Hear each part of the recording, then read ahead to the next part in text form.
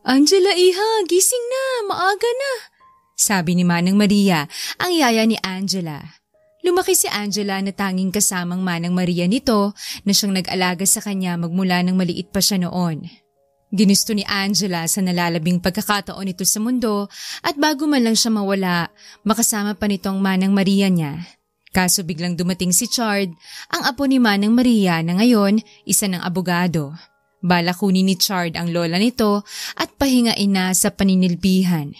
Ang amo na ayaw iwan ng pinakamamahal na yaya nito at ang isa namang apo na kahit anong mangyari, kukunin nitong lola niya. Sino kaya sa kanilang dalawa ang pipiliin ni Manang Maria? Ating alamin sa kwentong ito.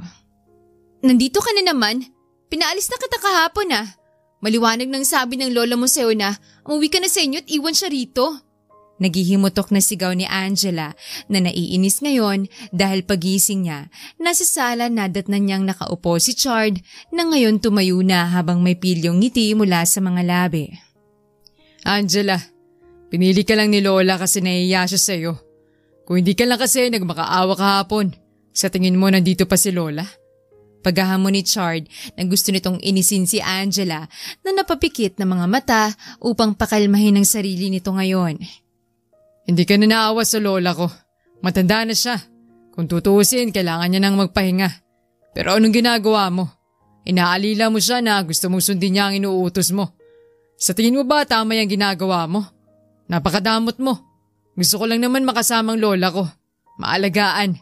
Hindi mo naiintindihan kasi palibasa. Hindi ka pinalaki ng mga magulang mong… Chard, tama na yan! Nangingit-ngit sa galit na sigaw ni Manang Maria upang patigilin ang apo nitong nakayuko na. Iha, okay ka lang ba?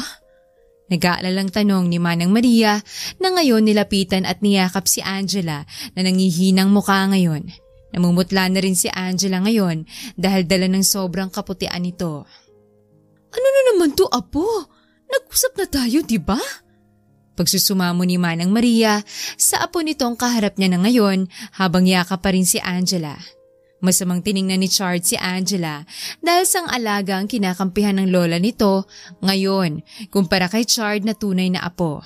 Hindi alam ni Chard kung bakit ganun na lang pinoprotektahan ng lola nito si Angela kaysa sa kanya na apo.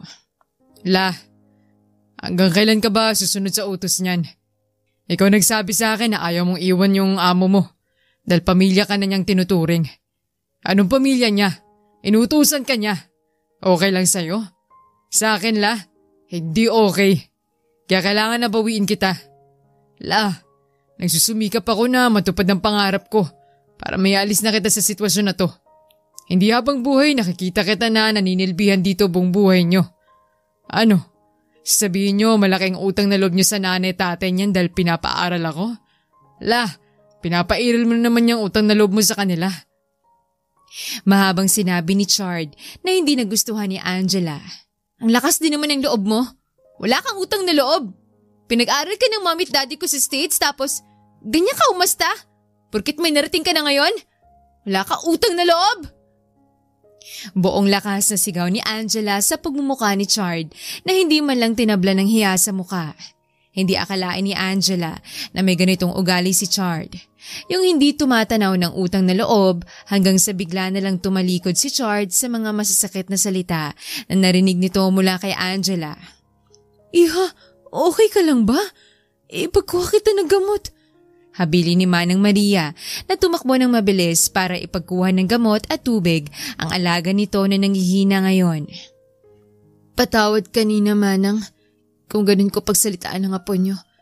Nanggigigil lang ako kung saan siya kumuha ng pagkakapal ng mukha niya. May pagkadismaya na sabi ni Angela at si Manang Maria biglang nalungkot. Ayaw ni Manang na hindi magkasundo ang alaga nito at ang apo niya.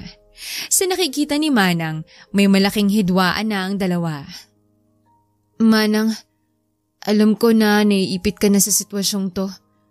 Okay naman sa akin kapag sasama kayo sa apo niyo. Wala lang sa akin yun, Ma. Angela, huwag mong sabihin yan. Hindi kita iiwan. Tandaan mo yan. Madamdaming pangako ni Manang na ngayon tinabihan si Angela na nakaupo sa kama ngayon at nakasandal sa headboard. Manang, narinig mo naman ang sinabi ng doktor. May cardiac arrhythmia ako at hindi siya sigurado kung mag-heart transplant man ako. Hindi 100% na madugtungan pa ang buhay ko. Ilang buwan na lang ako rito dahil sa lumalaki na ang butas ng puso ko. Malungkot na paalala ni Angela tungkol sa tunay na sitwasyon nito ngayon na may malubhang karamdaman. Iha, sabihin na natin sa mami't daddy mo na kailangan mo ng heart transplant. Marami pa kami na gusto kang mabuhay. Nangingilid na ang luha ni Manang Maria sa pagmamakaawa kay Angela na umiiling ngayon habang nakangiti. Huwag niyong sabihin sa kanila, Manang. Hindi naman yun nag-aalala sa akin. Aalis ako sa mundong to na ayaw ko silang masilayan. Matapang na sambit ni Angela, dahilan upang humagulgol si Manang Maria sa labis na pag-aalala sa mga lumalabas mula sa bibig ni Angela. Angela, huwag mo kaming iwan. Mahal na mahal ka namin. Mahigpit na pakiusap ni Manang kay Angela na tumangot ngayon iyakap na ni Angela ang pinakamamahal nitong yaya. Gustong sabihin ni Manang Maria sa apo nito at sa mga magulang ni Angela ang tungkol sa sitwasyon ni Angela. Pinagbantaan lang ni Angela si Manang dahil sa malaking galit ni Angela sa mga magulang nito na bata pa lang siyang iniwanan na siya at hindi piniling samahan ng mga magulang na parehong doktor sa Amerika ngayon. Wow! Sarap! Ginisang talong! Kayo nagluto, Manang? Nanabik na tanong ni Angela. May tiningnan si Manang Maria. Nang tingnan ni Angela, nanlaki na lang ang mga mata ng babae kung bakit nasa pamamahay pa rin nila ngayon si Chard. Anong ginagawa ng walang hiyang yan dito? Nanlilisik ang mga matang tanong ni Angela hanggang sa lumapit si Chard na may dalang tortang talong na si Chard mismo ang nagtorta. Iha, si Chard, nakiusap kung dito muna siya. Nahihiyang paalam ni Manang Maria kay Angela na kanina galit ang aura at ngayon umamon ang mukha ni Angela sa narinig nitong request ng pinakamamahal niyang yaya. Dito muna ako hanggat hindi ko inuuwi si Lola. Mabagsik na tura ni Chard na agad pinandilatan ng lola nito para tumigil na. Masaya pala kung ganon. Ikaw gusto mong makuha ang lola mo? Pwes, paghirapan mo. Dahil hindi ko hayaang sumama sa'yo si Manang Maria. Dito lang siya kasama ko. Ako na ang pamilya niya. Pagsimula ni Angela ng tensyon, napatikim si Chard at saka ngumiti ito sabay sabing. Sige, tingnan natin kung kanino sasama si Lola. Mas matimang pa rin ang dugo kaysa sa tubig. Apo ko. Ikaw, amo ka lang niya. Ako kadugo. Ikaw? Pangiinis ni Chard dahilan para umiwas ng tingin si Angela na ngayon ang lakas ng tibok ng puso ng babae. Bumuntong hininga si Angela bago ito bumuelta. Nangako sa akin ng lola mo. Sa'yo, alam kong wala. Hindi ako iiwan ni Manang. Hindi ba, Manang? Nakatingin tanong ni Angela kay Manang ngayon na palipat-lipat ang tingin sa dalawa. Hanggang sa nagsalita na si Manang. Tumigil na kayo. Para kayong mga bata. Na-high blood na saway ni Manang sa dalawa na ngayon nagsusukatan na ng tingin. Chard, yung gripo sa labas, hindi mo pa pinapatay yun. Lumabas ka para patayin yun. Utos ni Manang sa apo para magkahiwalay ang dalawa. Ngayon na nagsusukatan pa rin ng tingin. Hanggang sa lumabas na si Chard at sinunod ang lola nito. Iha, hindi ba masama sa'yong nabibigyan ng sama ng loob? Kakausapin kong apo ko. Ipapaintindi ko sa kanya kung bakit hindi kita maiwan rito. Paliwanag ni Manang na tiningnan na ni Angela ngayon. Hindi na bumalik si Chard hanggang sa natapos sila Manang at Angela sa pagkain. Nandito pa rin ang hampas lupa na yan? Nagngingit-ngit sa galit na sabi ni Angela. Ngayon habang nakadungaw sa bintana niya. Nakikita niya si Chard ngayon na nakatayo sa gilid ng swimming pool area na ngayon tinatanggal na ng lalaki ang suot nitong sando na itim. Lumitaw ang 6 na pandesal sa katawan ni Chard. Makikitang palaging nagji-gym ang lalaki na ngayon tinataas ang 2 braso at saka lumundag sa swimming pool. Nanlaki na lang ang mga mata ni Angela nang mapagtanto na kanina pa nakabuka ang bibig nito dahil sa pagkatulala sa lalaki. Shit! Inis na sigaw ni Angela sabay hawak sa magkabilang tenga nito na naramdaman niyang nag-init at may kung ano sa puso ni Angela ngayon na tinatambol. Ang pangit nun?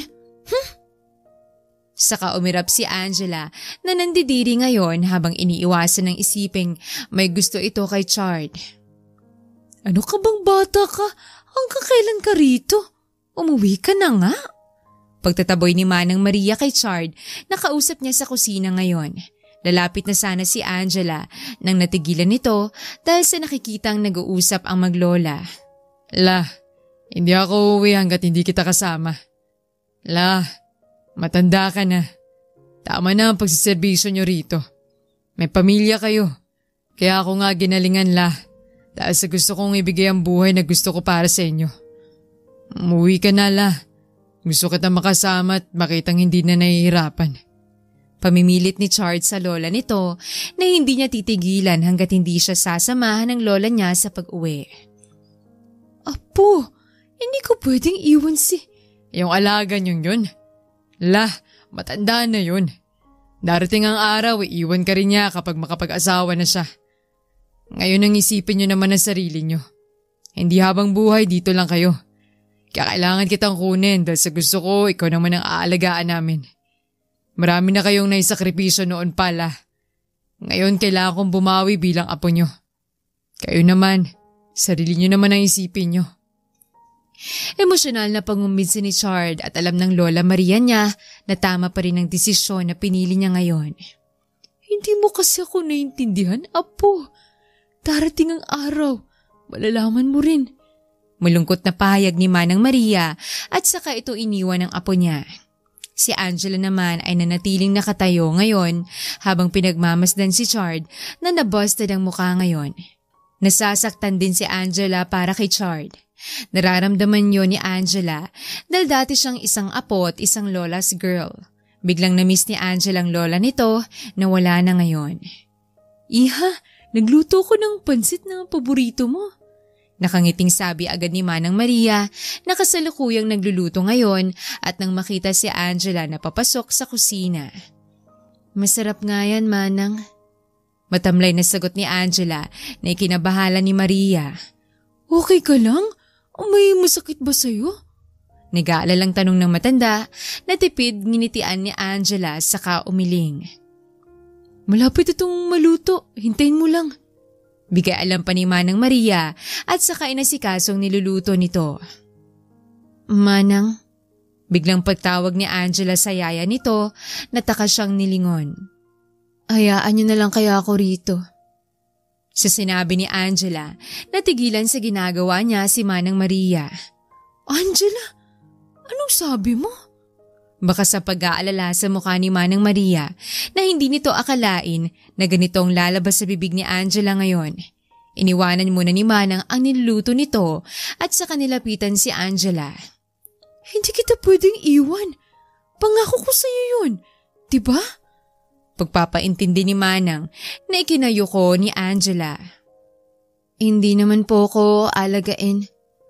Kung tutuusin, kaya ko naman pong kumilos. Yung sabi ng doktor, wala yun. Nadarating ang araw na titigil ang pagtibok ng puso ko dahil sa lumalaking butas ng puso ko. Malaki ang binawas ng timbang ko pero hindi ito ang kahinaan ko. Humihinga pa naman ako. Kapag mangyari man, wala na tayong magagawa, Manang. Matapang na sambit ni Angela sa yaya nito na hindi natuwa. Iha, mabubuhay ka pa. Kung pwede ko nga sabihin sa mama at papa mo para matulungan ka nila. Hindi na, Manang. Nangako po kayo sa akin na kahit anong mangyari, huwag niyo sasabihin sa kanila ang tungkol sa kalagayan ko. Hindi nila ako anak. Yun ang buhay na kinalakihan ko mula pa ng bata ako. Sa kanya nasabihin kapag wala na ako. Pag-ulit ni Angela sa kasunduan nila ng yaya niya na nangingilid ng luha. Iha! Hindi ko kayang naririnig na nagsasalita ka ng ganyan. May pag-asa pa. Kaso binabaliwala mo dahil sa gusto mo na maglaho sa mundong to. Marami pa kaming nagmamahal sa iyo rito. Alam ko na darating ang araw na akong mapapagalitan ng mama at papa mo kapag Nalaman nila na matagal ko nang tinatagong sakit mo. Humihikbing pahayag ni Manang na naiipit sa sitwasyon ngayon. Gusto na ni Manang isumbong ang kalagayan ni Angela sa mga amo nito na nasa abroad. Kaso may kasunduan sila ni Angela at ang loob naman ni Angela ang sasama kapag ipaalam ng Manang Maria nito ang kalagayan niya. Hindi na alam ni Maria kung anong susundin niya. Nangangamba lang siya sa kapakanan ng alaga nito na gusto niya pang madugtungan ng buhay. Kaso ayaw na ni Angela dahil sa feeling nito, wala nang silbi ang buhay niya sa mundong to. Ano? May sakit ka? Natahimik ang dalawa sa biglang nagsalita nang nilingon nila si Chard na nandito na naman ngayon sa mansyon. Pinauwi na ito ng lola niya kaso bumalik na naman ngayon. La, pinapaniwala ka lang nito na may sakit siya para hindi mo siya iwan eh. Pangungulit na naman ni Chard na ikinainit ng ulo ng lola niya ngayon. Apo! Hindi na natapos ni Manang ang nais na sasabihin nito nang inis na tumayo si Angela at ngayon nagdidilim ang mga matang tinitingnan si Chard ng tapang na muka. Huwag na Manang! Wala tayong dapat ipaliwanag sa lalaking to na ang kitid ng utak. Hoy! Wala kang pakialam kung may sakit man ako wala. Sino ka ba? Ako? Nagpapanggap? Di kayo nugali. Sarkastikong ngumiti si Angela at saka nito tiningnan si Manang Maria. Manang, hindi naman kita pipigilan. Sumama ka na lang sa apo nyo. Baka siya pa ang dahilan ng pagkamatay ko, dalawa lang yan. Maaari rin siya ang mapatay ko. Inis na sabi ni Angela, sabay irap at saka tumalikod paalis. Hindi nagustuhan ni Manang Maria ang lahat, kaya agarang kinaladkad nito sa labas ang apo niya at masinsinang kinausap. La, nagpapanggap lang na may sakit yun. Masamang damo yun kaya matagal mamatay. Biro ni Chard kaya napapikit na lang ang lola nito na parang itong aatakihin sa puso sa apo niya ngayon. Kilala ko yun. Kaayaw nung bilugin ang ulo nyo. Pinal na sabi ni Chard bago iwan ng lola niya. Halata sa tono ni Chard na kilala nito si Angela mula ulo hanggang paa. Iha, hindi ka na kumain kagabi. Ininit kong pasit. Kumain ka na. Maiiyak na pag-aya ni Manang Maria sa alaga niya na kabababa lang ngayon. Busog pa po ako. Sa pool area lang po ako magpapainit. Paalam ni Angela at saka ito dumiretso sa likod ng bahay nila kung saan ang swimming pool area. Wala lang talagang gana kumain si Angela matapos ang sagutan nila ni Chard kagabi. Malubha na nga ang kalagayan niya, nagawa pang sabihin ng lalaki na hindi ito totoong may sakit at nagpapanggap lang. Kahit sino pagsabihan ng ganon, masasaktan at masakit sa loob ni Angela. Yung may taning na ang buhay niya, maisipan pang pagsabihan siya na nagpapanggap lang siya. Bakit hindi mo subukang magtampiso ngayon na may exercise yung puso mo sa tubig? Si Chard na ngayon, na tanging boxer na lang ang suot at nag-uunat dahil lulusong na sa swimming pool. Napairap si Angela pagkakita sa lalaki at saka biglang sinabi ni Angela, "Wala kang sayad, tumalon ka na dyan." Inis na salita ni Angela at nagpipigil ngayon. Natawa lang si Chard at saka na ito tumalon sa swimming pool at saka lumangoy. Hanggang sa biglang ngumiti si Chard habang tinitingnan si Angela ngayon na inaaya niya. Napaiwas na lang ng tingin ng babae dahil sa klase ng ngiti ng lalaki. "Anong ginagawa mo?" Naguguluhang tanong ni Angela na nagulat dahil sa hawak na ni Chard ang kamay niya ngayon at hinihila siya. Napatili na lang si Angela dahil sa parang bagong kasal na pagbuhat ni Chard sa kanya at saka nabasa ang buong katawan nilang dalawa. Feeling ni Angela na lulunod na siya na halos hindi siya makahinga kaya napahilamos ito dahil sa tubig na tumatama sa mukha niya.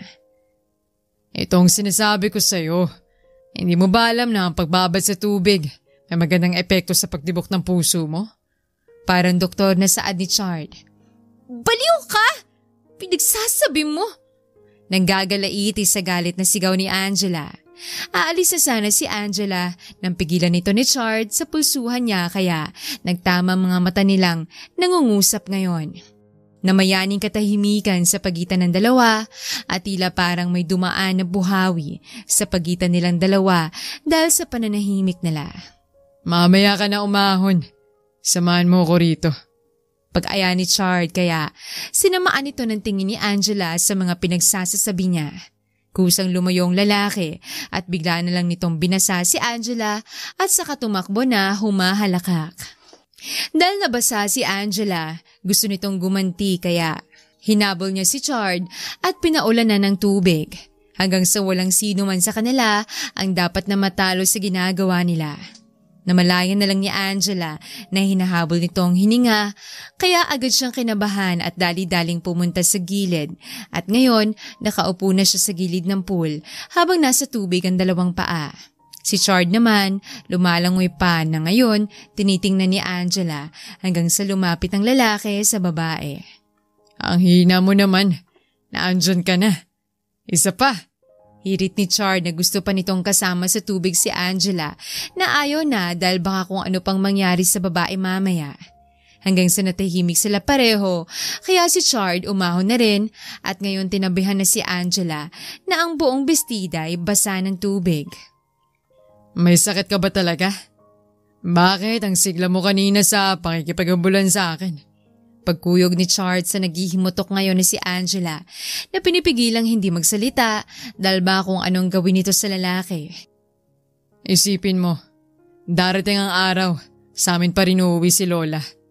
Naiya lang siyang iwan ka dahil sa mula noon naninilbihan na siya sa inyo, kaya ayaw niya kayong iwan. Gusto ko lang naman pahingain na siya sa pagtatrabaho niya. Ipakita ang bagong bahay na binili ko na gusto ko doon tumira si Lola. Yun lang. Pagkatapos babalik na ako sa US dahil sa naiwan kong trabaho dun.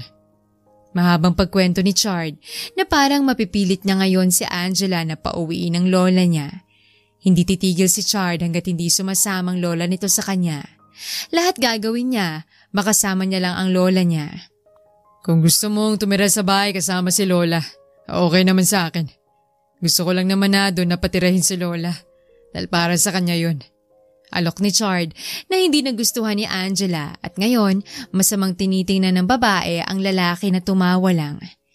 Parang wala tayong pinagsamahan dati, no? Kung hindi ka lang niligawan ng kaibigan ko, baka ngayon tayo pa. Tsaka nahihiya rin ako noon dahil amo ka ng lola ko. Kaya hanggang doon na lang ang tingin ko sa'yo.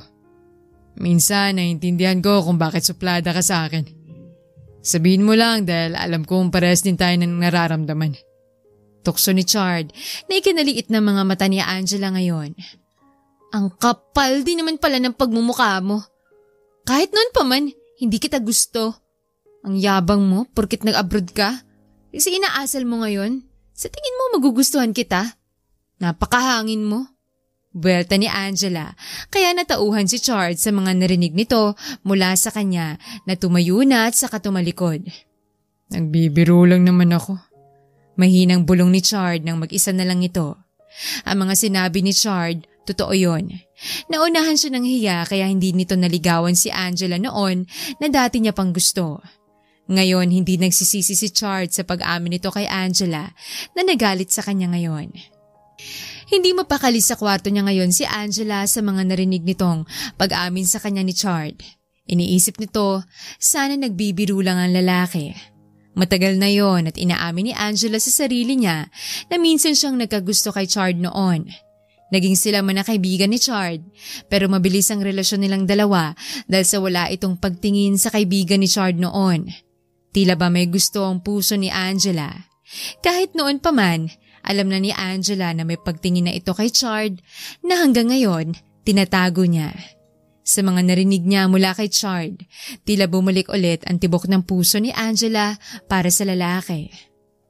Hindi ka pa ba uuwi? Kapag makita ka ng alaga ko, magagalit na naman yun na nandito ka. Pagbanta ni Manang Maria sa apo nito na nasa gilid niya ngayon, nakatayo habang nagluluto siya ng hapunan nila ngayon. Hayaan mo siya. Palagi naman yung galit sa akin, la. Sinabi ko naman sa inyo. Hindi ko kayo titigilan hanggat hindi kayo sumasama sa akin. Pangungumbinsi ni Chard na iniwasan ang tingin ng lola nito. Wala naman akong utang na loob sa pamilyang to. Pinaaral nila ako. Hindi naman nangyari yun nang nasa abroad ako. May bahid ng pagtatampo na wika ni Chard na agad nilingon ng lola nito. Hindi nila ako totoong pinaaral Yung narating ko ngayon, parte yun ng pagsusumikap ko. Nagpapasalamat ako sa mag-asawang yun na dinala ako sa Amerika. Hindi naging maganda ang buhay ko ron. Naging miserable pa nga. Hindi ko na sinasabi kasi ayaw ko nang mag-alala kayo sa akin. Mahabang pagkwento ni Chard tungkol sa buhay niya na meron ito sa abroad na hindi alam ng lola niya hanggang ngayon ang masalimuot na pinagdaanan niya roon. Apo, anong ibig mong sabihin? Nanginginig na tanong ni Manang Maria na nagtatanong ngayon kung totoo bang mga sinasabi ng apo niya. Ngumiti si Chard na pinapakita nitong walang dapat ipag-alala ang lola niya para sa kanya. Gusto nila akong pag-aralin bilang doktor. Hanggang first sem lang ako. Dahil hindi ko naman gusto ang kurso na gagastusan nila para sa akin. Doktor ang gusto nila nakunin ko kasi yun daw ang dapat sa akin. Kahit anong gawin ko na tumaas ang grado ko, wala talaga kung hindi ko gusto ang kursong kinukuha ko. Nakarinig ako ng masasakit na salita kay Sir Jello, maging sa asawa niya, at nagbagong paikitungo nila sa akin. Nandun na yung hindi nila ako binibigyan ng pera hanggang sa hindi na ako pumapasok. Napatigil muna sa pagkwento niya si Chard upang lumanghap ng hangin. Ang lola niya ay tulalang nakikinig lang sa kanya ngayon. Sumama ako sa kaibigan ko kasi wala na akong silbi sa mag-asawa. Araw-araw ang almusal at hapunan ko puro pagmumura mula kay Sir Jello. Alam ko naman halilang tingin nila sa akin. Ang pagsalitaan nila ako parang hindi ako tao. Yung kaibigan ko na sinamahan kong pamilya, adik. Wala na akong nagawa hanggang sa natuto ako magbenta ng pinagbabawal na gamot para lang makaraos sa pang-araw-araw na pumumuhay ko. Hanggang sa may isang abogado kong napagdeliveran. Nalaman niya na kumukuha ko ng kursong medisina. Nagkwentuhan kami. Yung matanda na abogado na yun ang nag-alok na pag-aralin ako. Ang mas nakatuwa pa, isa siyang Pinoy. Nakikita niya ang buhay niya nung binata pa siya sa akin. Sayang daw ang buhay ko kapag ganun na lang ginagawa ko. Pinaaral niya ako sa kursong gusto ko. Mahirap pero kinaya ko. Hanggang sa nagkasakit ang matandang kumupkup sa akin at namatay sa atake sa puso. Bago siya namatay, iniwan niyang firm office niya sa akin. Akong nagpapatakbo noon hanggang sa unti-unti kong nararating ang mga gusto ko. Tuloy na pagkwento ni Chard at sa puntong ito, namamasa ng mga mata nito dahil sa luha. Hanggang ngayon, nagiging emosyonal pa rin si Chard sa tuwing binabahagi nito ang karanasan na meron siya sa Amerika. Malaki ang pasasalamat niya sa isang Pinoy na matandang abogado na tinuring na siyang anak. Kung hindi niya nakilalang matanda na yon, siguro ngayon nakakulong na si Chard dahil baka nahuli na siya sa bawal na ginagawa niya noon. Apo, hindi ko alam. Bakit ngayon mo lang yan sinabi sa akin? Humihikbing saad ni Manang Maria, naramdamang paghihirap at sakripisyo ng apo nito nang nasa abroad. Ang akala ni Maria okay ang buhay ng apo niya sa mga amo nito na nangakong silang bahala sa apo niya. Sa mga narinig ngayon, labis ang awa ni Manang Maria para sa apo niya sa mga pinagdaanan nito na ngayon nalaman ni Manang Maria ang lahat. Yayakapin sana ni Chard ang lola nito nang may nahagip na isang pamilyar na bulto ng katawan na tumalikod ang mga mata nito. Nagpaalam si Chard sa lola niya at saka dali-daling umakyat sa itaas at ngayong nasa harapan na siya ng kwarto ni Angela na alam niyang si Angela ang kaninang nakita niya na umalis mula sa kusina. Kumatok si Chard hanggang sa binuksan nito ni Angela na ang laki ng mga mata ngayon. Anong ginagawa mo rito? Inis na singhal ng babae sa lalaking tumatawa ngayon. Hoy! Lumabas ka nga! Pumapasok ka pa talaga sa kwarto ko? Nanggagalaiti na sigaw ni Angela sa lalaking tuloy lang sa pagpasok sa kwarto nito. Hindi alam ni Angela kung anong pakay ni Chard ngayon na nasa loob na ng kwarto niya hanggang sa nagtama mga mata nilang dalawa at may kung ano namang naramdaman sa sistema ng katawan niya si Angela na agad umiwas ng tingin. Hindi kayang titigan ni Angela ang mga mata ni Chard na nangunguryente ngayon. Narinig mo? Biglang tanong ni Chard na agad pinandilata ni Angela. Pinagsasabi mo, Ricardo. Inisatura ni Angela, kaya natawa na lang si Chard sa pagtawag ni Angela sa buong pangalan niya ngayon. Nakita kita. Alam ko na kanina ka pa ron. Narinig mo nga? Ulit na tanong ni Chard na gusto lang nitong malaman kung narinig ba lahat ni Angela ang pinag-usapan nila ng lola niya kanina. Napairap na lang si Angela at saka nito pinag-cruise ang dalawang braso habang masamang tinitingnan si Chard ngayon. Kung ano man ang pinagdadaanan mo, wala na ako ron. Hindi naman akong nag-utos sa'yo na sumunod ka ron. Tsaka, paki ko ba? Umiirap na saad si Angela at halatang naiinis na naman ngayon. Hindi mo naman kasalanan yun. Ang kasalanan ng mga magulang ay hindi kasalanan ng anak. Sa sinabi ni Chard, agad tumaas ang kilay ni Angela dahil sa naguguluhan ito sa mga pinagsasasabi ni Chard ngayon. Hindi ko alam. Kaya mo ba sinasabi yun para sabihin wala kang ang utang na loob sa mga magulang ko? Kaya okay lang na mas kumapal pa ang mukha mo? Alam mo, labas na ako ron. Wala akong pakialam sa kung ano man ang pinagdaanan mo. Kung ano man ang naranasan mo sa poder ng mga magulang ko. Hindi ko alam kung totoo yun. Kasi lumaki ako na hindi sila ang kasama. Kaya paano ko malalaman kung masamang tao ba sila? Sa hindi ko naman naranasan na tratuhin nila ako ng kung ano. Kahit isang alaala mula sa mga magulang ko, wala akong alam. Kasi hindi ko sila nakasama. Parang ibang tao nga ako ng mga yun kung ituring. Madamdaming paglabas ni Angela ng saloobin nito tungkol sa tunay na estado niya sa mga magulang niya. Hanggang ngayon, nagtatampo pa rin si Angela para kasi siyang anak ng katulong kung ituring ng mga magulang niya. Ni kumusta wala siyang natanggap mula sa mga yon. Kaya masama ang loob ni Angela kung bakit parang hindi ito nabubuhay sa isipan ng mga magulang niya. Parang wala na siya kaya okay lang na mawawala ito na hindi niya nakakausap ang mga magulang. Lumabas ka na nga, naantok na ako. Mahinang sita ni Angela at halatang inaantok na nga ito. Tila walang ganang umalis sa kinakatayuan niya ngayon si Chard na malayang pinagmamasdan ng dalaga. Anong klaseng tingin yan? Intrigang tanong ni Angela dahil sa kung paano siya titigan ni Chard ngayon. Wala lang. Gusto lang kitang pagmasdan ngayon. Dahil paano kung may nangyari nga sa akin nun? Alam mo ba na palagi kong sinasabi sa sarili ko nun na sana makita pa kita ulit? Tiniis ko mahabang taon na pananatili ko ron. Na gusto ko pagbalik ko rito may pagmamalaki ako. Hindi lang para kay Lola. Para rin sa'yo. Seryosong pagtapat ni Chard habang titig na titig sa mga mata ni Angela ngayon na nakakunot na ang noo. May isa akong bagay na pinagsisihan yun. Yung umalis ako na hindi ko man lang sinabi sa'yo na gusto kita.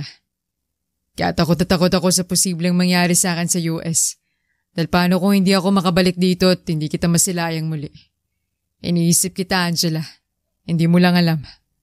Gustong-gusto kita kaso na mga panahon na yun, alam ko na kayo na ni Marco. Alam ko naman na maaalagaan ka ni Marco. Kaya kahit kayo, masama na kung masama, magparte pa rin sa akin ng mga oras na yun na kailangan kitang agawin. Gusto ko na mapasakan ka at hindi na kita ibabalik. Lumantad ang pantay at ang mapuputing ngipin ni Chard sa pagngiti nito dahil sa wakas, naamin na naman itong tunay na nararamdaman niya para kay Angela. Kahit sinong lalaki, masaya dahil nakaramdam ng kaginhawaan sa pag-amin ng tunay na nararamdaman nito na matagal niyang tinatago na akala niya hindi niya maamin. Ngayon masaya si Chard na naamin niya ng harap-harapan ng lahat kay Angela. Kung tatanungin mo ako ngayon, mahal pa rin kita, Angela. Ikaw pa rin ang babaeng gusto ko makasama. Lahat gagawin ko, mapatunayan ko lang na karapat-dapat ako para sa'yo. Para nang maiiyak na pag-amin ni Chard, napaiwas naman ang tingin si Angela upang pigilan ang pagtulo ng luha nito. Naging emosyonal si Angela dahil bakit ngayon niya lang naramdaman ng ganito, ang may nagparamdam sa kanya na mahalaga siya at kamahal-mahal. Akala ni Angela, wala nang sino man ang makapagsabi sa kanya ng ganito. Mula pa kay Chard, gusto man ni Angela umamin kay Chard pero naisip ni Angela, huli na. Dahil sa ayaw niyang umasa pang lalaki sa kanya sa nalalabing panahon niya rito. Gustong maranasan ni Angela na minamahal siya. Kung kailan gusto niya, Saka naman nararamdaman niya na hindi na siya tatagal sa mundong ito. Paglabas ni Chard, iyak nang iyak si Angela sa loob ng kwarto nito. Minahal niya si Chard. Hindi naman totoong naging sila ni Marco. Nang sinagot niya si Marco, yun yung nalaman niya na aalis papuntang Amerika si Chard noon. Ang totoo niyan, 1 linggo lang sila ni Marco. Dahil nang umalis si Chard, yun din ang araw na hiniwalayan ni Angela si Marco. Hindi nakikita ni Angela ang sarili niya na kasama si Marco. Bakit niya papatagalin ang relasyon nilang dalawa ng lalaki kung hindi naman si Marco ang tinitibok ng puso nito? Kung nagtiis si Chard, mas lalong nagtiis din si Angela sa pangungulila nito noon kay Chard. Tanging si Chard ang kasakasama ni Angela noon na naging bodyguard na nga ni Angela si Chard. Swerteng nakapasok sa paaralan nila Angela si Chard noon dahil sa matalino si Chard at naging isang scholar ng paaralan. Palagi nang magkasamang dalawa noon at normal lang ang bangayan nilang dalawa noon na iba ngayon na tipo bang nasasaktan na nila ang isa't isa. Iha, nag-aalala na ako sa'yo. Palagi kang tahimik. Kinakabahang sabi ni Manang kay Angela na tipid ngumiti ngayon. Nasa hapagkainan silang dalawa kasalukuyang kumakain ng almusal ngayon. Pansin kasi ang pananahimik ni Angela lalo na sa pinag-usapan nila ni Chard ng isang gabi. Kapag may masama sa'yo, magsabi ka lang ha? Paalala ni Manang na puno ng pag-aalala kay Angela na tumango ngayon. Iha, lumabas ka muna, may bisita ka. Pagtawag ni Manang sa labas ng kwarto ni Angela. Napabangon naman mula sa pagtulog si Angela na nakakunot ang noo kung sinong bisitang nandito sa bahay nila ngayon. Naligo na si Angela dahil kahapon ang huling ligo nito. Nang bumaba sa sala nila, laking gulat ni Angela na nasa sala nakatayo ang lalaking hindi niya inaasahan na nasa bahay nila ngayon. Marco? Hindi makapaniwalang pagtawag ni Angela sa pangalan ng naging unang nobyo nito at hanggang ngayon hinahabol pa rin siya nitong lalaki kahit wala na silang dalawa. Malungkot ang mga mata ni Marco ngayon at makikitang may pag-aalala ito habang pinagmamasdan si Angela na papalapit sa pwesto niya ngayon. Anong ginagawa mo rito? Tanong agad ni Angela na nagulat lang ngayon. Pumuntong hininga si Marco bago ito nagsalita. Nakausap kong ninong ko. Ang doktor na tumingin sa iyo, Angela. Totoo ba? Paninigurado ni Marco. Naalala ni Angela na naging legal palang relasyon nila noon sa buong angka ni Marco. Lahat ng mga kakilala ni Marco, kilala rin si Angela kahit maikli lang ang pinagsamahan ng dalawa noon. Angela, nag-aalala ako sa iyo. Kahit ako nagulat pagkasabi ni Ninong tungkol sa sakit mo. Sinabi niya pa nga na wala kang balak gamutin. Okay lang sa'yo? Kahit marami kaming nagmamahal sa'yo? Napaiwas ng tingin si Angela na natamaan sa mga sinasabi ng dating nobyo nito na grabe ang pag-aalala sa kanya ngayon. Buhay ko to. Desisyon ko to. Mahinang sinabi ni Angela habang hindi nakatingin sa mukha ni Marco ngayon. May kilala akong magaling na doktor. Pwede ka nun tulungan. Sasamahan kita para lang may iligtas ka. Marami kaming nagmamahal sa iyo, Angela. Sa tingin mo, magiging masayang mga magulang mo kapag nalaman nila ang kondisyon mo na yan? Dahil sa pagbanggit ni Marco sa magulang ni Angela, agad na sumama ang tingin ni Angela sa lalaki ngayon. Huwag mong subukan na magsumbong sa mga magulang ko. Pwede ba? Hayaan niyo na ako. Desisyon ko to eh. Buong lakas sa sigaw ni Angela na dumagundong sa buong sulok ng bahay nila. Hindi na nagsalita pa si Marco hanggang sa napaupo silang dalawa ngayon sa sofa. Dumating din si Chard na may dalang isang basong juice ngayon na inilapag niya sa ibabaw ng maliit na lamesa na nasa harapan ni Marco ngayon. Nagkatinginan ang dalawang lalaki hanggang sa biglang ngumisi si Marco at sabay sabing, hanggang ngayon, tagapagsilbi ka pa rin. Hindi ka na nag-level up. Pinapaaral ka na nga, hindi mo pa inayos. Parang nga mabuhay ka ng maninilbihan dito kasi dun ka naman nagsimula. Pangiinsulto ni Marco kay Chard ngayon na matamis ngumiti. Nag-alala namang tiningnan ni Angela si Chard na nakatayo ngayon habang iningitian si Marco. Ang alam ni Marco, mababang grado ni Chard noon kaya hindi na ituloy ang pag-aaral. Yun ang balitang narinig ni Marco mula sa mga magulang ni Angela na kaibigan ng magulang ni Marco. Hindi na na-inform si Marco na abogado na ngayon ang dating kaibigan niya na nakangiti pa rin ngayon sa limitadong alam ni Marco. Okay lang na ganito ako. Buhay ko naman to. Masaya ako na pinagsisilbihan ko ang prinsesa ko. Pang-aalas ka ni Chard na ngayon, tinitingnan na si Angela na kumunot ang noo. Bigla namang nagbagong anyo ng mukha ni Marco na hindi nagustuhan ang sinabi ni Chard ngayon. Hanggang ngayon talaga, sinasabi mo pa rin na gusto mo si Angela? Anong buhay naman ang ibibigay mo kapag naging kayong dalawa? Isa ka lang tagapagsilbi rito sa pamamahay nila. Dati mo nang pinagyayabang na may gusto ka kay Angela. Bakit? Sino ba sa ating dalawang unang naging nobyo ni Angela? Mapanghamon na pagbitaw ng mga salita ni Marco ngayon na nakangisi na at proud itong pinagyayabang sa harapan ng kaibigan niya na siyang unang nobyo ni Angela. Naging doktor ka lang, ganyan ka na umasta. Buwelta naman ni Chard na mainit na ang ulo ngayon at nayayabangan sa dating kaibigan. Dati okay naman ang pagsasama nilang dalawa. Nang umalis pa abroad si Chard, wala na silang kontak dalawa ni Marco. Ngayong nagyayabangan na sila sa harapan ng babaeng pareho nilang mahal dalawa. May narating ako. Ikaw? Hindi ka nga doktor. Puro ka lang ambisyon. Dati gusto mo si Angela. Pero hindi mo nakuha kagaya ng hindi mo pagtupad ng pangarap mo. Ambisyoso ka. At gaya-gaya ka rin sa pangarap ko. Pagpuna ni Marco na hindi nagustuhan ni Chard na ngayon tumahimik na. Ayun lang alam mo na hindi ako naging doktor. Ano ba pinagmamalaki mo? Maswerte ka nga, marami kayong pera. Kaya ka lang naman nakapagtapos sa kursong gusto mo. Pagsunog ni Chard sa sungay ni Marco na ngayon umigting na ang pangadal na tamaan sa sinabi ni Chard. So anong sinasabi mo? Mayaman kami kaya ako naging doktor ngayon? Bakit ikaw? Katulong ang lola mo. Kaya mananatili kang katulong. Hindi na natapos ni Marco ang sinabi nito nang kwelyohan ni Chard agad. Huwag mong itama yung lola ko rito. Bawin mo sinabi mo. Nagngingit-ngit sa galit na sigaw ni Chard sa pagmumukha ni Marco na ngayon nakangisi. Tumigil kayong dalawa! Sigaw naman ni Angela para patahanin ang dalawa na parehong mainit ang ulo ngayon. Chard, bitawan mo siya. May pag-iingat na utos ni Angela kay Chard na parang yelo na natutunaw ngayon at nabitawan nga nito si Marco na ngayon masama nang tiningnan si Chard at nagsusukatan na ang dalawa ng tingin. Marco, umuwi ka na. Pakiusap ni Angela sa lalaki na sumusunod sa kanya. Bakit mo naging nobyo yung lalaking yun? Na napakahambog. Salita ni Chard na kulang pa ang ginawa nito kay Marco na gusto niya pang upakan ng pagmumukha ng lalaki kung hindi lang yun umalis. Pareho lang kayong dalawa, mga mayayabang.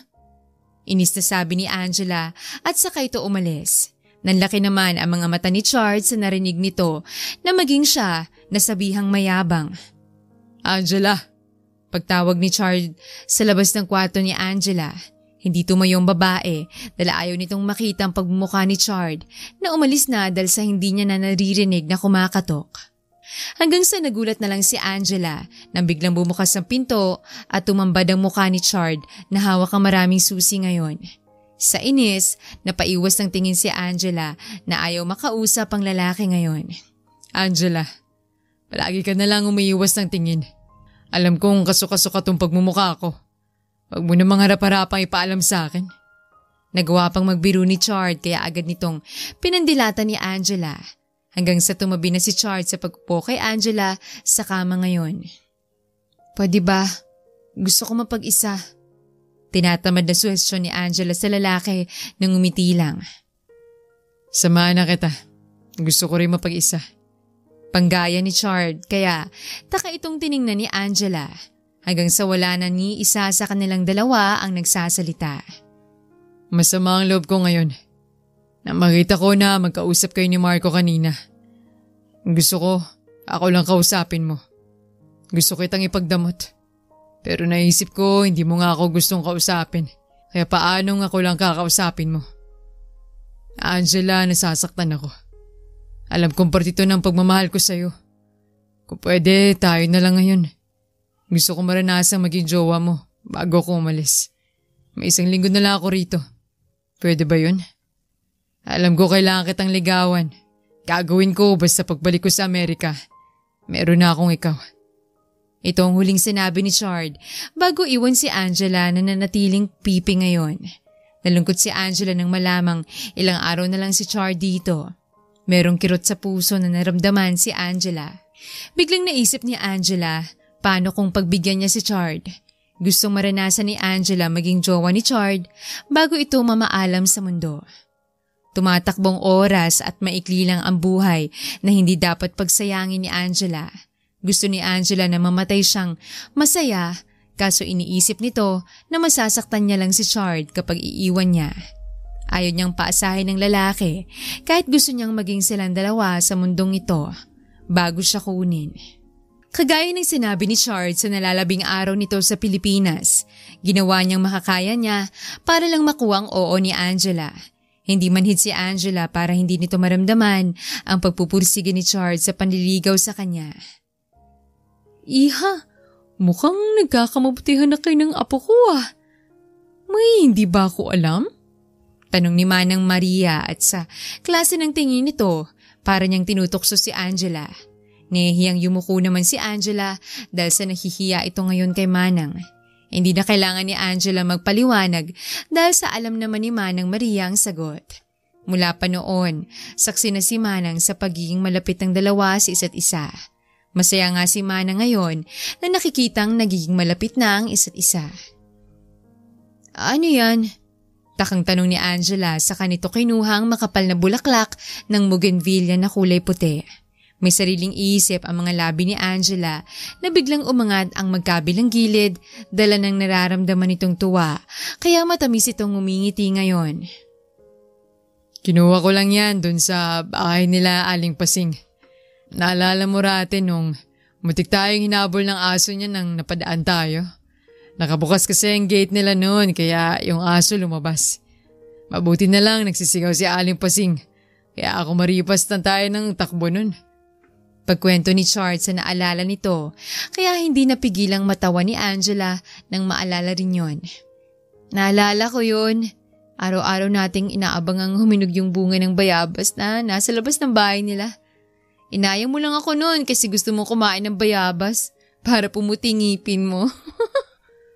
Pabirong dugtong ni Angela na hindi sang-ayon si Chard dahil sa namimilog ang mga mata nitong gustong sumabat at ipagtanggol ang sarili niya. Hindi kaya. Ikaw ang nagutos sa akin na kunin ko yun. Kasi gusto mong malaman kung anong lasa ng bayabas. Hirit ni Chard na yun ang totoo. Natigilan naman si Angela at naging guilty ito na tamang sinabi ni Chard kaya natawa na lang ang babae. Pinagmamasdan ngayon ni Angela ang bulaklak na hawak niya. Biglang nalungkot si Angela dahil sa naisip nito ngayon kung paanong ito na ang huling bulaklak na matatanggap niya bago siya mawala. May isip pa lang ni Angela na sasaktan na ito dahil sa ito rin ang unang beses na may natanggap siyang bulaklak na mula pa kay Chard. Okay ka lang? Hindi amoy pesticide yan ha? Bakit ganyan ang itsura mo? Pagpukaw ni Chard sa nakatulalang si Angela na tinitingnan na si Chard ngayon. Tila nagsuslow mo sa paningin ni Angela ang mukha ng lalaki ngayon na para bang nasa langit na si Angela at maging ang tibok ng puso ni Angela ay hindi na normal. Kaya dali-daling tumalikod si Angela na tinawag pa siya ni Chard ngunit hindi na nagawang lingunin ng babae. Sa kwarto pumasok at si Angela sabay padausdos sa likod ng pintuan nito at saka pinakawala ng masaganang luha. Mahal nito si Chard, ngunit natatakot siyang paasahin ng lalaki. Ayaw niya na masaktan si Chard at mangulila kapag mawala na siya. Sobrang hirap ng pinagdadaanan niya ngayon na kaya niyang labanan. Angela, okay ka lang ba kanina? Bakit ba bigla kang umalis? Tanong agad ni Chard kay Angela na kabababala ngayon at tumiretso sa lagayan ng mga baso, sabay kuhat sa kanya pinaglagyan ng tubig ang basong hawak niya sabay inom. Iha, may masama ka bang nararamdaman? Nag-aalalang tanong naman ni Manang na tipid nginitian ni Angela. Okay lang ako, Manang. Huwag po kayong mag-alala sa akin. Pagpapagaan ni Angela sa loob ng yaya nito. Gabi na. Bakit nandito ka? Maraming lamok rito. Salita ni Chard nang madatnan si Angela na nasa likod ng bahay ngayon nakaupo habang tinatanaw ang swimming pool area. Hindi kinibo ni Angela si Chard na ngayon tinabihan na ng lalaking babaeng hindi pa rin nagsasalita. Tiningnan ni Chard si Angela bago ang lalaki nagsalita. Angela, may problema ba? Dahil ba sa binigay kong bulaklak? Pasensya na kung pinitas ko yun. Hindi ko man lang napagandaan ng bouquet na dapat ibigay ko sa'yo. Hayaan mo, kapag makapunta ako sa bayan, Wag na. Hindi bulaklak ang dapat na pag-usapan natin dito. Asik ni Angela, dahilan para maputol ang sasabihin pa sana ni Chard na nakaawang ang bibig ngayon sa pagkabigla sa pagtaas ni Angela ng boses habang nasa malayo pa rin ang tingin. Layuan mo ko. Yun ang makakabuti. Walang emosyon na utos ni Angela hanggang sa nagsalita si Chard. Angela, anong pinagsasabi mo? Sinabi ko naman sa'yo, di ba? Na seryoso ako.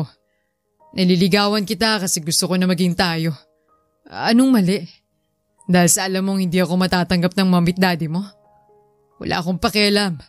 Ang importante dito, mahal kita.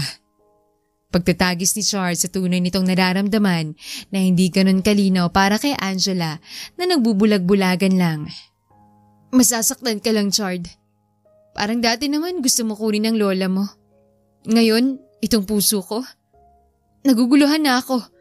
Pagmamahal? Hindi ko alam. Hindi nga kami nagtagal ni Marco dahil sa ayaw kong magmahal. Dahil hindi ko naranasang mahalin ng maliit pa ako. Buong lakas na paglabas ni Angela ng suloobi niya ngayon.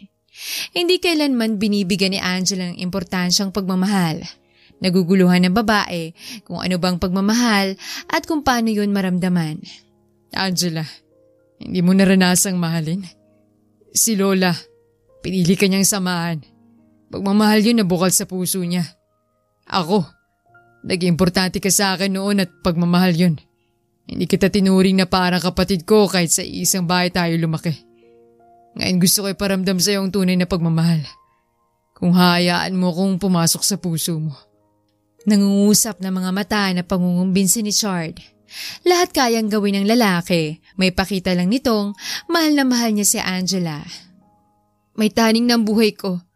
Hindi mo ba alam? Ayaw mong maniwala kasi alam mo na nagpapanggap lang ako. Pagklaro ni Angela.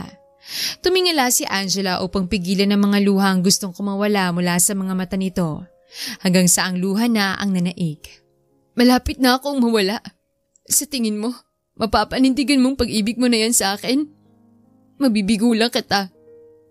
Ayaw na kitang pahirapan pa kaya tigilan mo na to. Hindi mo ko dapat mahalin. Ang katulad kong malapit nang mawala rito. Humihikbing pagmamakaawa ni Angela na hiling nito, tigilan na siya ni Chard. Dapat lang na malaman ni Chard ang buong katotohanan tungkol sa kung anong meron si Angela ngayon. Ayaw ni Angela na darating ang araw, magugulat na lang si Chard kapag bigla na lang itong mawala. Ganun na lang. Marahas na sigaw ni Chard, kaya natigilan si Angela sa paghakbang nito na lalayasan sana si Chard. Masakit para kay Angela, kaya dinadaan niya na lang sa pag-iyak niya ang kirot na nararamdaman sa puso.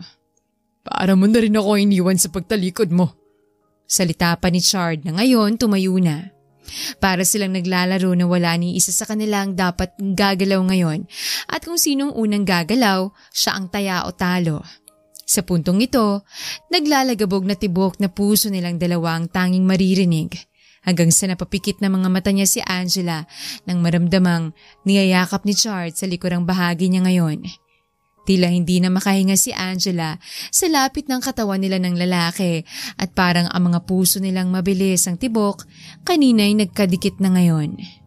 Kung talaga mawawala ka na nga, hayaan mo kung mahalin ka. At iparamdam sa'yo kung gaano kita kamahal, Angela. Kahit yun lang ang may padama ko sa'yo. Kung talagang iiwan mo ko. Kung pwede kitang sundan, susundan kita hanggang sa kabilang mundo para lang makasama kita. Sana, panaginip lang to. Ang daya naman. Kung kailan ako nagtapat sa'yo, saka naman ganito.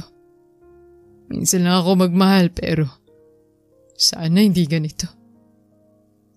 Mahinang sabi ni Chard na ngayon umiiyak na dahil sa labis itong nasasaktan kung talagang limitado na lang ang araw na makasama nitong babaeng dapat habang buhay niyang makasama sa mundong ito. Umikot si Angela na basa ng luha ang buong mukha nito. Agad namang hinawakan ni Chard ang magkabilang pisngi ni Angela upang patuyuin ang mga luha nito sa mukha. Pareho na silang nag-iiyakan ngayon na magkaharap. Ibigay mo na tong nalalabing araw mo sa akin. Kung pwede lang na hindi ko bitawan ang kamay mo para hindi ka humiwalay sa akin. Naisip ko yung buhay ko kapag mawala ka man. Hindi ko kakayanin. Bakit ganito? Mahal naman kita. Humihikbing sambit ni Chard. Sa kanito pinagdikit ang noo nilang dalawa ni Angela na umiiyak pa rin ngayon. Sa gabing ito, saksi ang buwan at maging ang kumikinang na mga bituin sa madilim na kalangitan sa dalisan na pag-iibigan ng dalawang ito. Kung may shooting star lang, hihilingin ni Chard na patagalin pa ang buhay ni Angela sa mundong ito para makasama niya pa ng matagal. Sana pwedeng humiling sa mga bituin na yan. Nandito na to. Wala na tayong magagawa. Walang pag-asa na sambit ni Angela habang nakayakap sa bewang ni Chard ngayon, habang sabay nilang pinagmamasdan ang kalangitan na nakasandal ang mga likod sa upuang kahoy ngayon. May magagawa pa tayo. May kilala akong doktor. Alam ko matutulungan ka nun. Suwestyon ni Chard dahil gusto lang nitong madugtungan ang buhay ni Angela na tumawa lang. Doktor nga magulang ko. Hindi naman ako ng mga yun mapagaling. Ibang tao ba kaya? Sarkastikong sabi ni Angela na hindi nagustuhan ni Chard. Hindi mo naman sinasabi sa mga magulang mo kondisyon mo. Anong alam nila? Pagklaro ni Chard kaya natahimik na lang si Angela habang nakayakap pa rin ngayon sa bewang ni Chard. Hindi rin alam ni Angela kung paano kausapin ang mga magulang nito na matagal nang walang kontak sa kanya. Dahil abala ang mga magulang nito sa mga buhay nila sa abroad. Maagang nagising si Angela na ang bigat ng pakiramdam nito na para bang may mangyayari ngayon dahil sa sama ng panaginip niya kagabi. Bumababa ng hagdan si Angela ngayon na sa pong ulo niyang sumasakit. Angela? Isang pamilyar na boses na matagal nang narinig ni Angela. Dahan-dahang inangat ni Angela ang tingin nito at ganoon na lamang ang pagkaawang ng bibig niya, maging ang paglaki ng mga mata niya sa dalawang pamilyar na tao na nasa sala nila ngayon. Diyos ko, anak ko, anong nangyari sa'yo?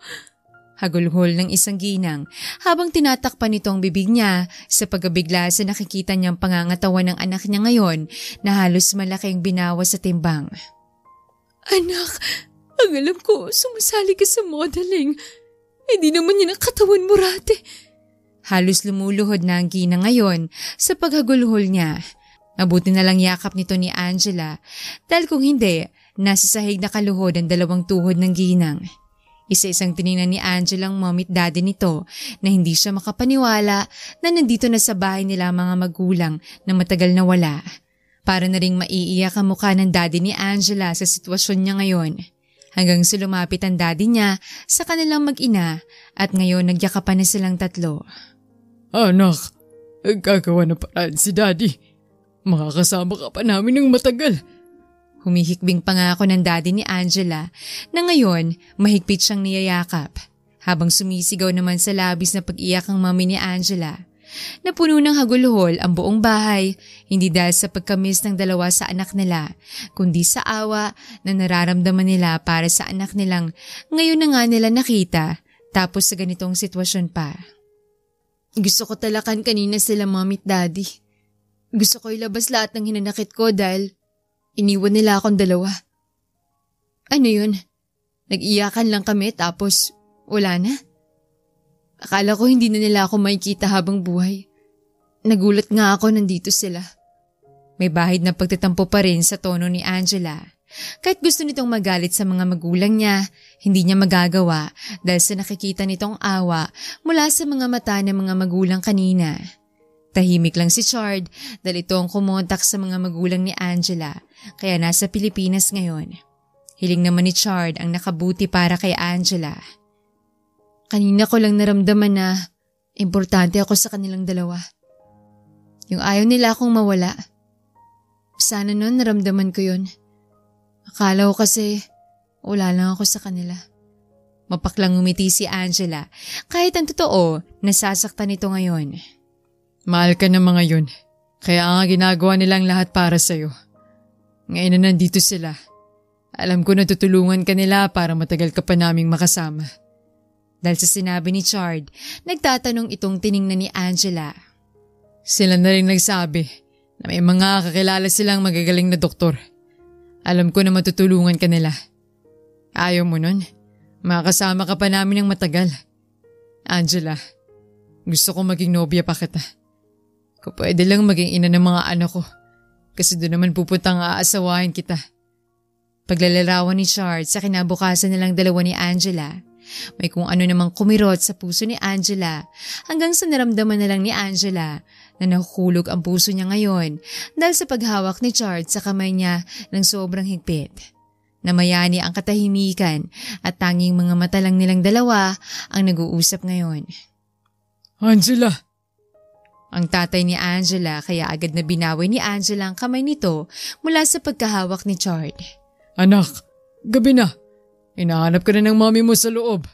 Salita agad ng daddy ni Angela pagkatayo ng babae. May kung ano sa tingin ng daddy ni Angela na pinupukol kay Chard ngayon na nakatitig lang sa daddy ni Angela. Mabilis tinignan ni Angela si Chard bago pumasok sa loob ng bahay. Naiwan si Chard na ngayon may pagbabantang tinitingnan ng daddy ni Angela bago inakbayan si Angela at sabay na ang mag-amang pumasok sa loob. Napapiyok naman si Chard at saka ito tumingala sabay buga ng hangin dahil sa titigan nila bago lang ng tatay ni Angela.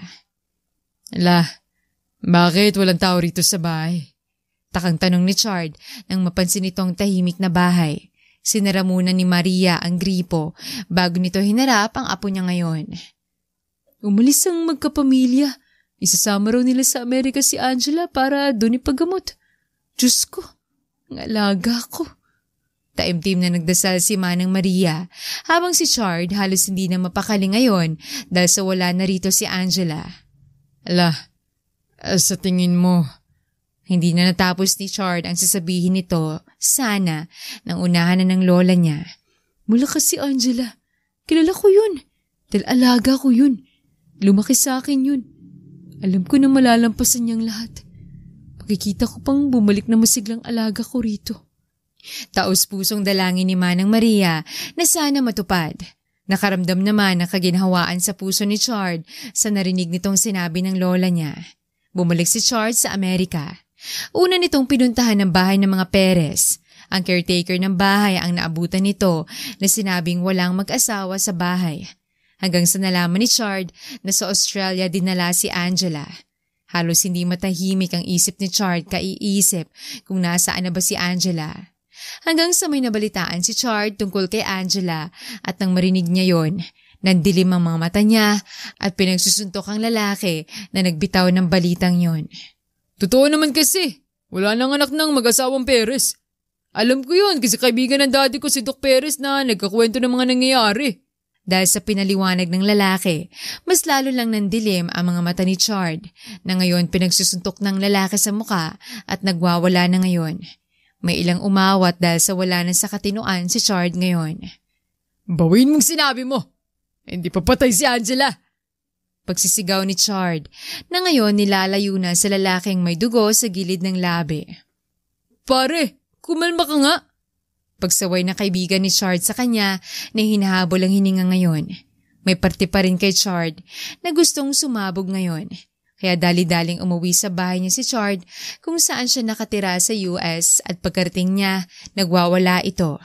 Lahat ng mga gamit na nadadampot niya ay kanyang pinagbabato. Hindi pa patay si Angela.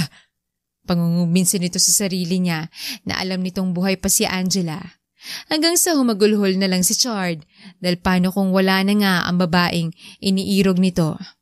Masakit ang lahat kay Chard ngayon at iniisip nito na sana panaginip na lang lahat At sana kung panaginip man ito, hindi na lang siya magising. Dahil sa nalaman, dali-daling umuwi sa Pilipinas si Chard para alamin kung totoo nga bang balitang nasagap nito. 2 buwan. Tiniis niyang hindi makita ng 2 buwan si Angela. Tapos ganung balita lang ang maririnig nito. Apo, pasensya ka na. Hindi na kasi ako pinapatira sa mansyon kaya umalis na ako ron. Malungkot na pagkwento ni Manang Maria na sinundo ang apo niya ngayon sa airport. Sa bahay na pinagawa niya para sa lola niya si Chard dumiretso. Hindi naman kasi sila pwedeng pumasok pa sa bahay ng mga Perez. Kahit gusto ni Chard para masariwang alaala na nabuo nilang dalawa ni Angela sa buong parte ng mansyon na yon. Hindi rin nagtagal sa Pilipinas si Chard na bumalik din agad sa US dahil gusto nitong halugugin ng buong US, makita lang ang mag-asawang Perez at kung saan inilibing ang bangkay ni Angela, kung totoo man. Nangangayayat na si Chard ngayon at nag-aalala nga ang lola nito dahil sa hindi na ito maganang kumain dala ng labis na pangungulila kay Angela. Chard, ang tita Ami mo to. Parang inalog ang utak ni Chard nang makatanggap ito ng tawag mula sa dating amo na mommy ni Angela at pinapapunta ito sa isang sementeryo sa US. Nangangatog ang tuhod ni Chard kung tama bang makita niya na ngayon ang puntod ni Angela. Habang iniisip kung paano nito harapin ang puntod ni Angela, mas lalo lang humahagulgol si Chard dahil sa wala na nga si Angela. Maraming pangarap si Chard para kay Angela at lahat ng yon naglaho kasabay ng paglaho ni Angela sa mundong to. Tita. Walang ganang bati ni Chard sa mommy ni Angela ngayon na nasa isang libingan na wala pang lapida dahil sa bagong libing lang. Mabilis niyakap si Chard ni Ami nang may pag-iingat. Mabait naman itong si Ami kay Chard at ngayon lang nga ang mga ito nag-usap ulit pagkatapos umalis ni Chard sa puder na mag-asawa noon. Iiwan muna kita. Paalam ni Ami na nagmamadali dahil sa may tumatawag sa phone nito na kailangan niyang sagutin. Tulalang tiningnan ni Chard ang bagong hukay na lupa. Habang iniisip nitong nasa ilalim si Angela, pinipigang puso niya. Halos manghihina si Chard kasabay ng pagbagsak ng 2 tuhod na nakaluhod na sa lupa ngayon at bumuhos ang masaganang luha ni Chard habang nakangiti ngayon na may kasamang kirot na tumitingala sa langit. Hindi ko man lang nasilayan ang mukha mo. Bago mo ko iwan. Ang daya mo. Para nang baliw si Chard ngayon at sana naririnig ito ni Angela kung nasan man si Angela ngayon. Akala ko, hindi ko na mararanasan tong sakit ng pangungulila. Huling naramdaman ko to nang iwan ako ng mamagulang ko. Angela, sorry kung bagong dating ko noon sa Pilipinas. Inaaway na kita dahil sa naikipagagawan ako kay Lola. Pwede ko namang ibigay sa'yo si Lola kasi alam ko na mahal ka ni Lola. At ang si Lola ang kasama mong lumaki nun. Hindi ko rin alam na may sakit ka sa puso. Kung alam ko lang nun, mas lalo kitang inintindit. Hindi nakipagmatigasan sa'yo. Napasinghap si Chard dahil sa kinakapos na ito ng hininga ngayon, dala ng sobrang pangungulila niya kay Angela. Kahit hindi naging sila, para itong namatayan ng asawa.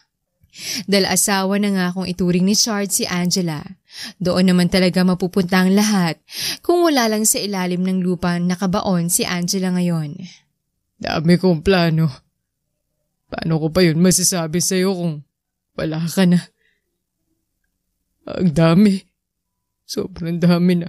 Wala na akong plano sa buhay ko. Sa buhay nating dalawa. Ang dami kong hinangad. Paano na yun? Dahil wala ka na. Tanong pa ni Chard na parang alam niya na sasagutin siya ni Angela ngayon. Talaga? Anong plano naman yun? Boses babae.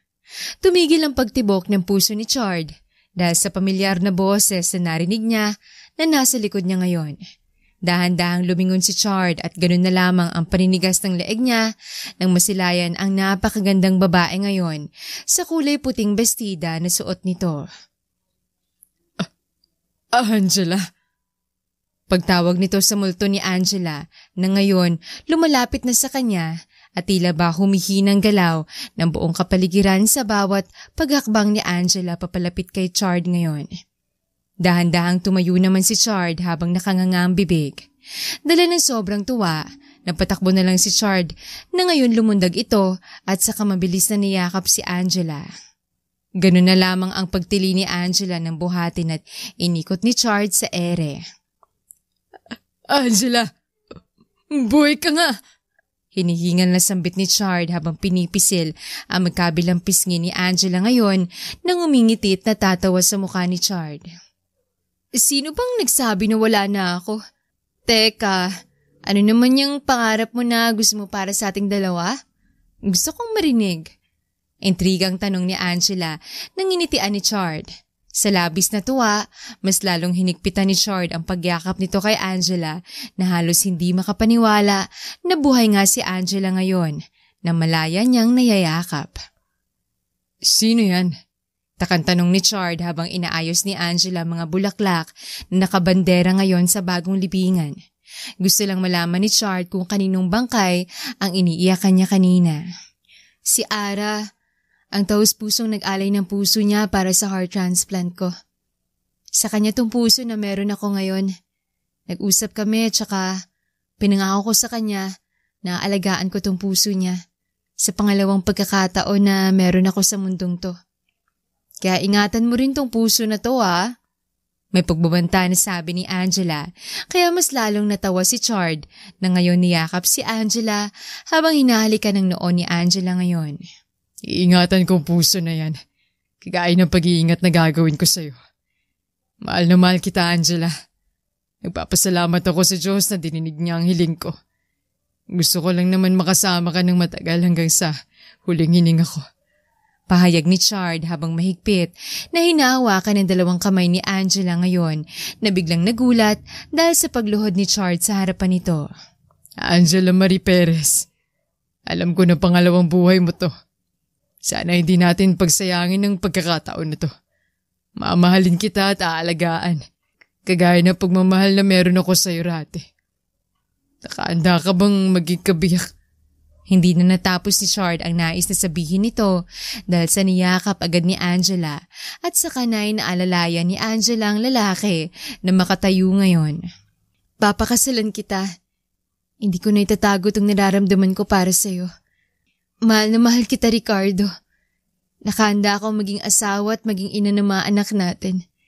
Humihikbing sambit ni Angela na ito na ang tumingkayad at humalik sa labi ni Chard na mas lalong hinawakan ang ulo ni Angela hanggang sa lumalim ang halikan nilang dalawa.